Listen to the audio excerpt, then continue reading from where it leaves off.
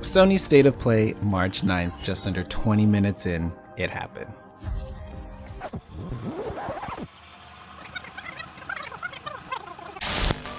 Right there. I think a lot of people perked up right at this moment. It's not 16.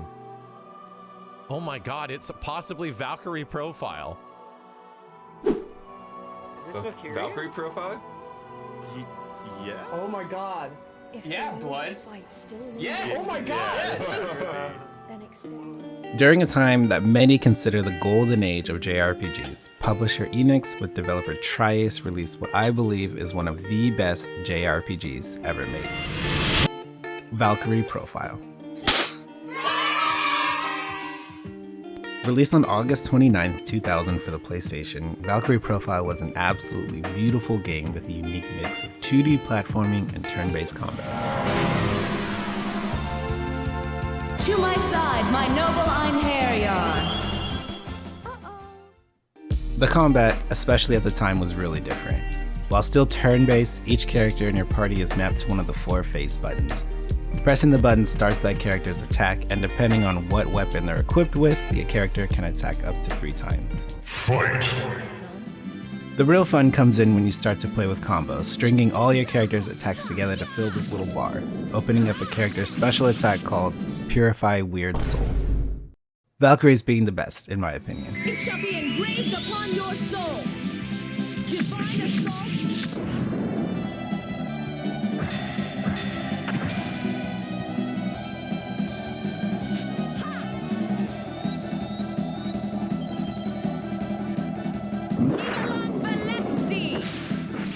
Some modern examples of Valkyrie Profile's combat are Exist Archive, Indivisible, and actually quite a few mobile games in a sense. As fun as the combat is, the best part of Valkyrie Profile is the story and characters. Lenneth Valkyrie. I would not summon you, the greatest of the 3 goddesses who govern destiny, without good cause. Now, I won't spoil the story, so you'll just have to trust me on this. It is magnificent. Supported by great characters in a well-built world inspired by Norse mythology. I barely scratched the surface on this game, there's just so much, and by the end you'll still want more. And more we got. Tri-Ace would go on to develop 2 more Valkyrie Profile games, Silmeria and Covenant of the Plume. Both prequels to the original Valkyrie Profile that I have to admit I missed out on. But now, over a decade after its last mainline console release, it's back. Valkyrie Profile. What? Elysium. Isn't that from Greek mythology? At first, I was pretty unimpressed, to say the least. But now, I'm kind of coming around and I'm actually really hopeful this game will do well. Valkyrie Profile creator Masaki Norimoto, even tweeted his own endorsement for the game. Congratulations on the announcement of Valkyrie Elysium. I am Norimoto from Tri-Ace. This work is positioned as a spin-off work of Valkyrie Profile, which was released in 1999, like Anatomia. It will be an action game developed within an original setting. Personally, I am looking forward to it because it's my favorite genre, and I am thankful that the possibilities for this series are expanding. I hope that when the game is released, both the fans and those who are unfamiliar with this series' games will take this opportunity to play it. Not developed by Tri-Ace. Okay, I missed that. Soleil will be the developers this time around. Who's that? A pretty interesting company, founded in 2008, recently acquired by Tencent, then went on to absorb Valhalla Games Studio. Their listed works include Ninjala, Samurai Jack Battle Through Time, Naruto to Boruto Shinobi Striker, Travis Strikes Again No More Heroes, and Devil's Third. I also found something called Rockshot, but apparently they want nothing to do with it. Well, none of these are JRPGs, but maybe their action games are good. Elysium will be an action RPG after all, so I decided to play a few.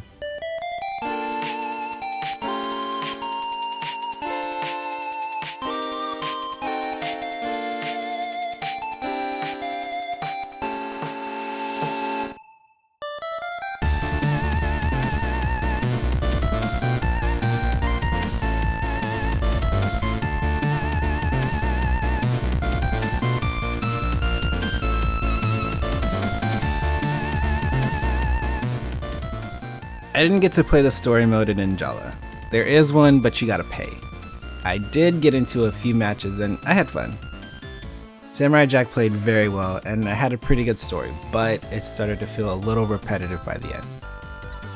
Naruto to Boruto didn't have much of a story, more like a series of scenarios to play through. Like Jack, fun to play but kind of repetitive.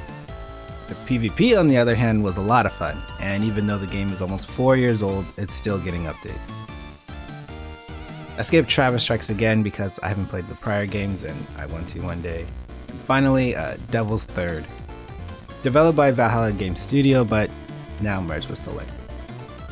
I get the criticism it's received, and despite the sometimes, a lot of times, frustrating gameplay and encounters,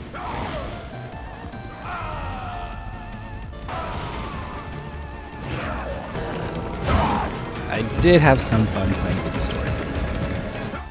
Soleil has also got a few games in the works along with Valkyrie Elysium. They're developing their own original IPs, Project Edo, Vengeance is Mine, and Wanted Dead. I couldn't find too much on Project Edo. There's a short reveal trailer for Vengeance is Mine, but we did see some gameplay of Wanted Dead. All very action-oriented games. This is a developer that knows what they want to make. In action! So it will be interesting to see what RPG elements they decide to include in Elysium. At this point I was gonna rattle off a bunch of stuff I hope they include, but Square Enix did us a favor and gave us a release date trailer. Here I come. Oh, here I come. Oh. Valkyrie, heed my words. Ragnarok tears our world asunder. All we hold precious lies on the brink of annihilation.